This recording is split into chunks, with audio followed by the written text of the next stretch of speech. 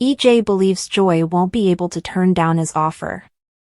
Chanel came over Abe and Paulina's house to observe a family tradition, and Paulina welcomed her. Chanel referred to the 2 turkey-shaped chocolates she took out of a package as Big Mama's treats. The mother and daughter gave one another an update on Abe and Johnny's health after reminiscing about past Thanksgivings. Paulina growled, "What a shame," when hearing that Johnny was fully recovering. Chanel was surprised.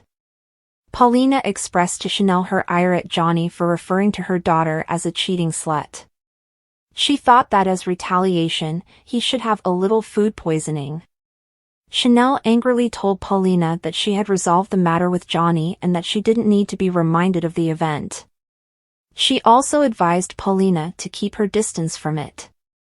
Chanel went on to say that she had moved past Johnny's remarks and was completely over them. Chanel's rapid forgiveness of Johnny startled Paulina. After Johnny's brief illness, Chanel claimed she realized how much she loved him and that life was too short to harbor resentment. In addition to making Chanel laugh, which Paulina had always insisted was significant, she reminded Paulina that Johnny was a decent man at heart. In addition, Chanel and Paulina were pardoned for their many errors.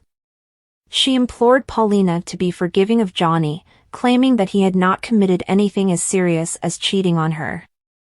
Chanel and Paulina reached an agreement over Johnny, and Chanel was getting ready to head off to Thanksgiving with the DeMoras.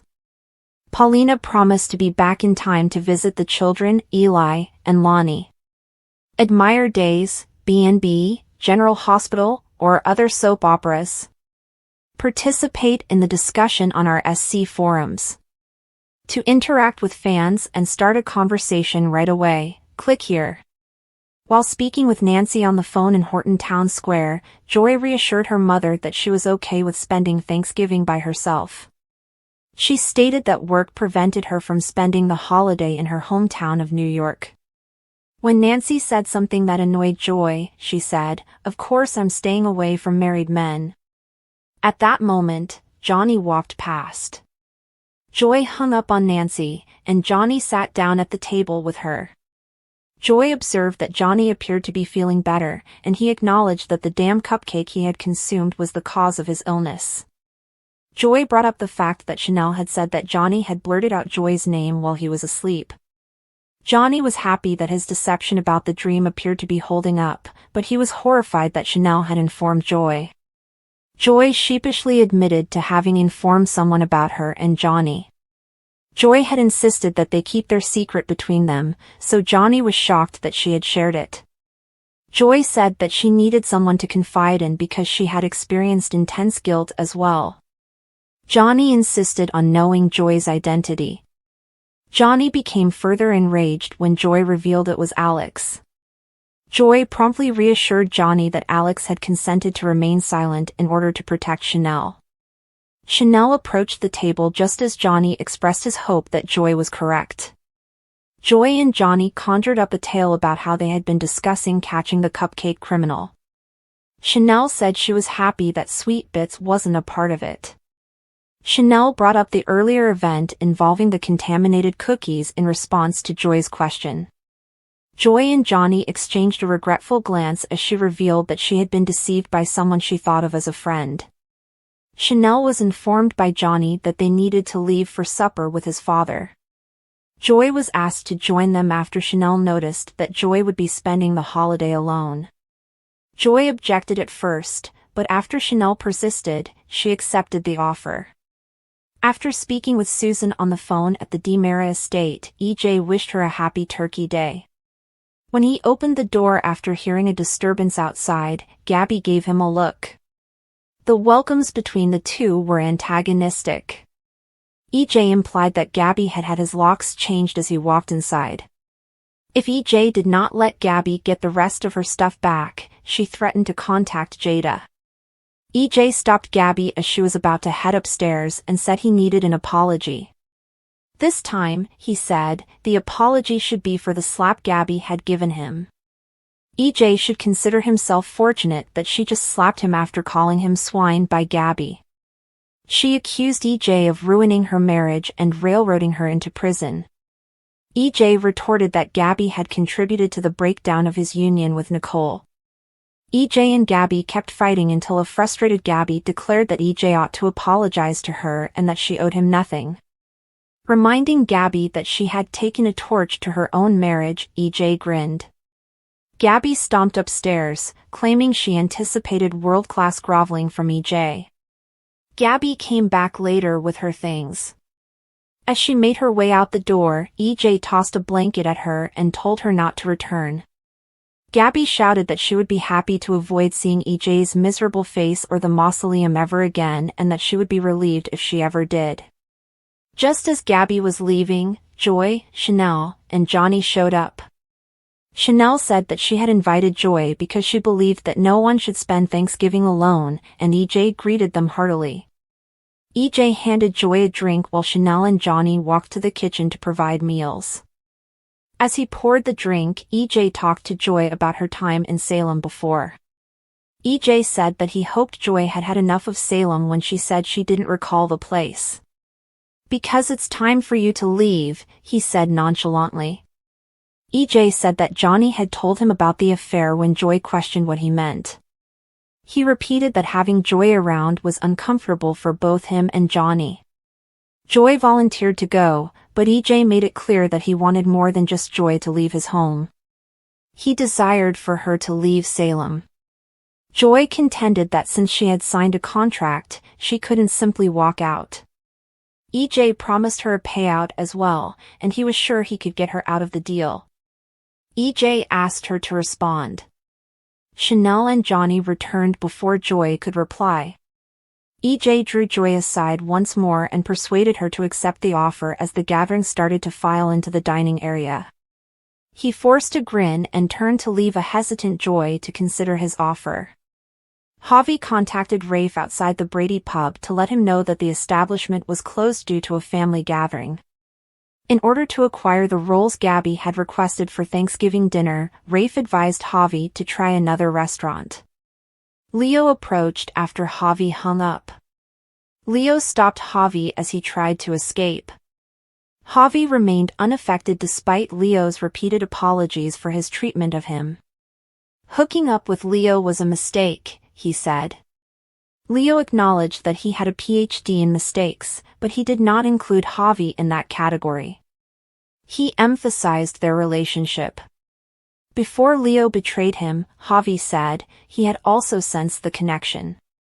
Javi rushed off after vowing he would never allow anyone to abuse him that way again.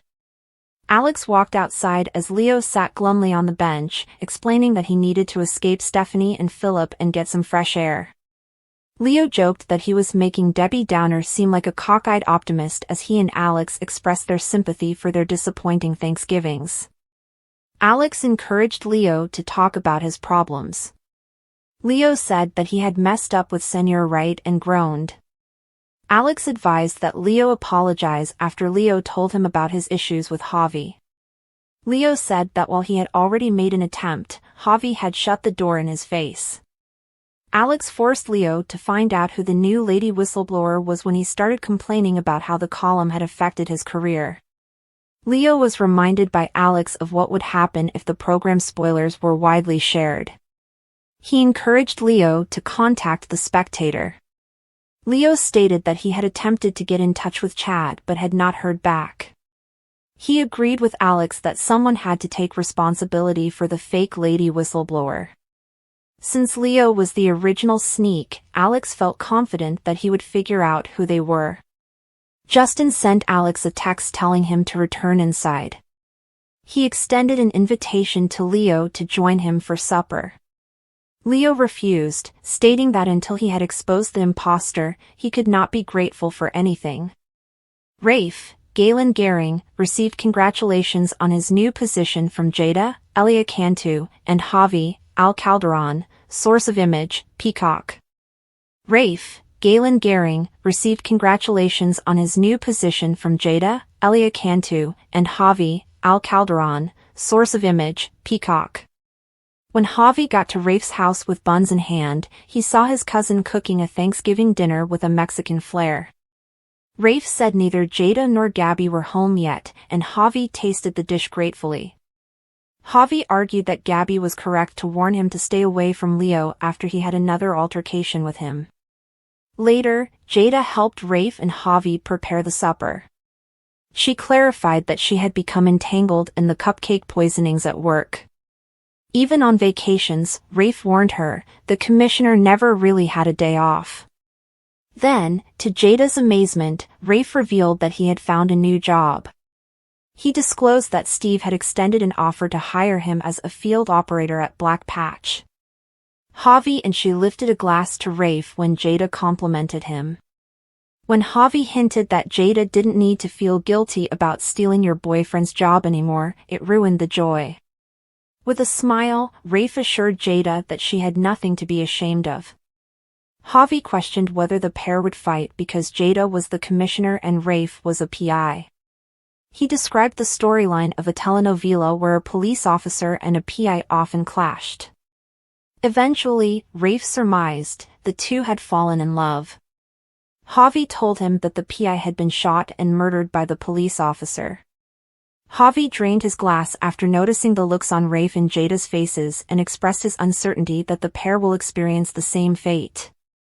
Jada thanked him sarcastically for the story. Gabby later showed up for the celebrations. Javi went to answer the door after hearing a knock. Leo was the one. Leo responded that he had come to meet Javi's cousin Rafe, despite Javi's first attempts to convince him he didn't want to see him. Leo was let in by Javi. Leo clarified that he had met Steve, who had informed him of Rafe's recent employment as a private investigator. In order to discover Lady Whistleblower, Leo intended to recruit Rafe. EJ makes Joy an offer he hopes she can't refuse. The sun dipped below the horizon, painting the sky in fiery hues of orange and red, as EJ paced back and forth in his dimly lit study. He ran a hand through his hair, a mix of determination and anxiety flashing in his piercing blue eyes. The weight of his plan bore down on him, but EJ was not one to let pressure derail his resolve. Tonight was crucial. He was about to make an offer to Joy, one he was convinced she wouldn't refuse. Joy had always been a formidable force in EJ's life. Intelligent, resourceful, and fiercely independent, she was the kind of woman who could turn heads and silence rooms with her presence alone. But EJ wasn't just drawn to her charisma, he admired her strength. Over the years, their paths had crossed many times, sometimes as allies and other times as adversaries. But now, EJ needed her on his side more than ever. The offer. EJ glanced at the clock. It was almost 7 p.m. Joy would arrive any minute now. The room was meticulously prepared, a fire crackled in the hearth, casting a warm glow, a decanter of her favorite whiskey sat on the side table, and 2 leather armchairs faced each other, inviting a conversation that promised to change everything. EJ's plan was simple yet audacious, a calculated risk designed to sway Joy in his favor. The sound of heels clicking against the marble floor reached EJ's ears. His heart quickened as the door to his study swung open. Joy stepped in, her confidence radiating like a beacon. She wore a tailored black dress that hugged her frame perfectly, her dark hair cascading over one shoulder. Her sharp eyes scanned the room before settling on EJ. EJ, she greeted coolly, a hint of curiosity in her tone. You've gone to quite the effort. What's the occasion? EJ gestured toward the armchair across from his. Please, have a seat. I'll explain everything. Joy arched an eyebrow but complied, sitting gracefully. EJ poured her a glass of whiskey and handed it to her before taking his own seat. He took a deep breath, steeling himself for what was to come. I need your help, EJ began, his voice steady. And before you say anything, hear me out. This isn't just about me. It's about us, about what we can achieve together. Joy tilted her head, her lips curving into a faint smirk. Interesting start. Go on. EJ leaned forward, his hands clasped tightly. I'm working on a project that could redefine everything for both of us. It's bold, it's risky, and it's exactly the kind of challenge I know you thrive on. But I can't do it alone. I need your expertise, your connections, and your vision.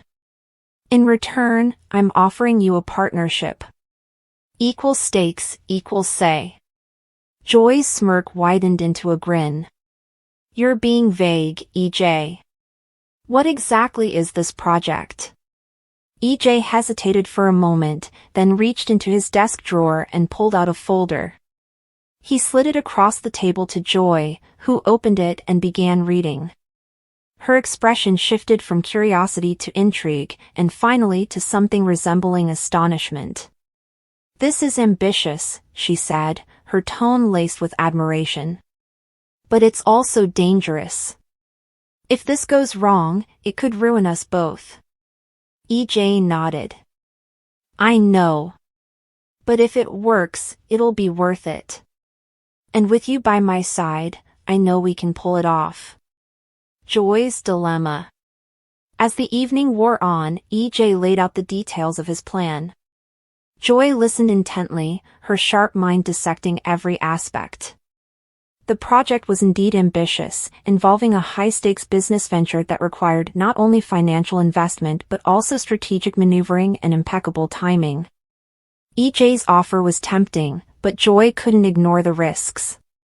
When EJ finally finished, Joy leaned back in her chair, swirling the whiskey in her glass. "You've clearly thought this through," she said. "But tell me, EJ, why me? You could have partnered with anyone. Why take the risk of involving me?" EJ's gaze softened. "Because I trust you. And because I know you're the only one who can make this work. You're not just brilliant, Joy, you're fearless. That's what this needs." Joy's lips pressed into a thin line. Trust was a word that carried weight, especially coming from EJ. Their history was complicated, filled with moments of both camaraderie and conflict. Yet, deep down, Joy knew there was truth in his words. "I'll need time to think," she said finally. "This isn't a decision I can make lightly." EJ nodded, respect evident in his eyes. "Take all the time you need.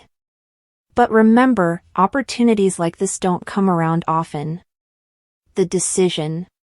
Over the next few days, Joy found herself unable to think of anything else. EJ's offer played on a loop in her mind, a tantalizing mix of potential and peril. She weighed the pros and cons, seeking advice from trusted confidants and analyzing every detail of the proposal. On the fourth night, as she sat in her apartment overlooking the city, Joy made her decision. She picked up her phone and dialed EJ's number. He answered on the second ring. "Joy," he said, his voice filled with anticipation. "I'm in," she said simply. "But on one condition." "Name it," EJ replied without hesitation. "We do this my way," Joy said firmly. "If I'm going to risk everything, I need to know we're playing by my rules." EJ chuckled. "Deal. The partnership." From that moment on, EJ and Joy became an unstoppable team. Their partnership was built on mutual respect and a shared vision, each pushing the other to be better. The project took shape under their combined efforts, transforming from a bold idea into a tangible reality. The journey was not without its challenges. There were moments of doubt, heated arguments, and unforeseen obstacles. But through it all, EJ and Joy remained steadfast, their determination unwavering. Months later, as they stood side by side at the launch event for their venture, EJ turned to Joy with a smile. "We did it," he said, his voice filled with pride. Joy returned his smile, her eyes shining with satisfaction. "No, EJ. We're just getting started." The aftermath. EJ's offer had been a gamble, but it was one that paid off in ways neither he nor Joy could have imagined. Together, they built something extraordinary, a testament to their resilience and ambition. And as they looked toward the future, they knew that no matter what challenges lay ahead, they would face them together, as equals, as partners, and as the architects of their own destiny.